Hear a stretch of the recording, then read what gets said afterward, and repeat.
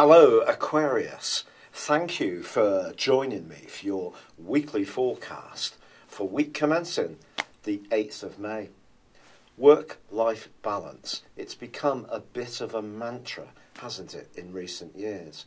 And it's not surprising because lives generally seem to have become much more complex. We don't necessarily fulfill set roles in the way we might have done 30 or 40 years ago.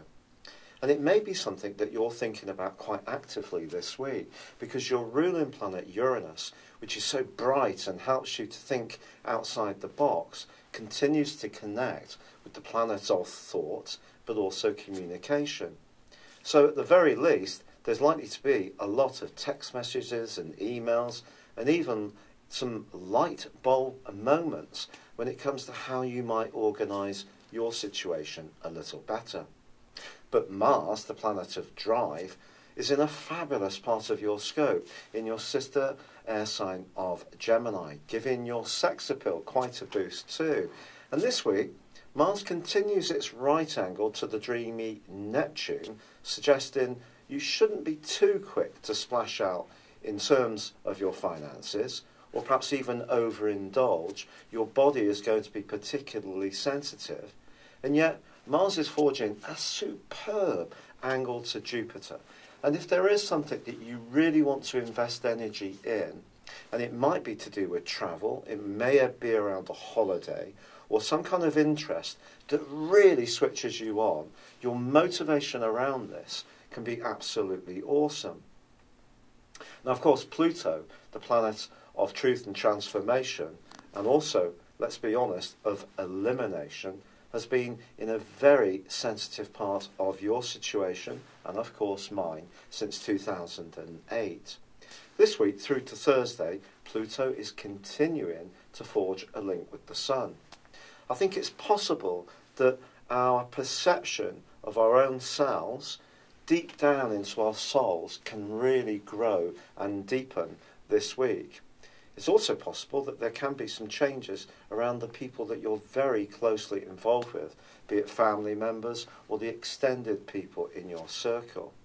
It's important, especially as an Aquarian, to listen to this more emotional inner voice that's calling out, and not to be guided only by logic, which of course is coming from Mercury's conjunction with Uranus.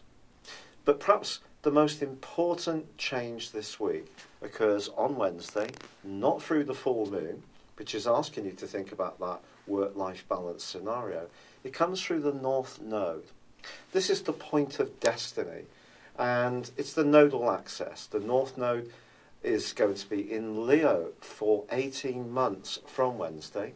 And of course, at the other end of the spectrum, well, the South Node is going to be in Aquarius. So what does this mean? Leo is very much more to do with the ego, if you like. It's more to do with being self-promotional, to stand up, to find, if you like, an audience. Whereas the energy of Aquarius is much more democratic. It's about us, not me. And balancing this over the next 18 months is going to be really important. I think over the last 19 months, a lot of it may have been to do with business or financial or value matters. But now I feel that relationships can come to the heart of your situation over this next year and a half in a very exciting way. There could also be some fated meetings that are going to occur because of this transit, especially the more that the node penetrates deeper into Leo and connects with any personal planets that you may have in Aquarius beyond just the Sun. Of course, the Sun itself is very, very important, and being in the super-sensitive Taurus, it's still asking for a general awareness to how things feel, to be conscious of security, both physical and emotional. But that full moon certainly suggests that something to do with your interaction with the wider world does need to be guided by being in touch with how you really feel. It's been a real pleasure being with you. Thank you for joining me. Good luck and goodbye for now.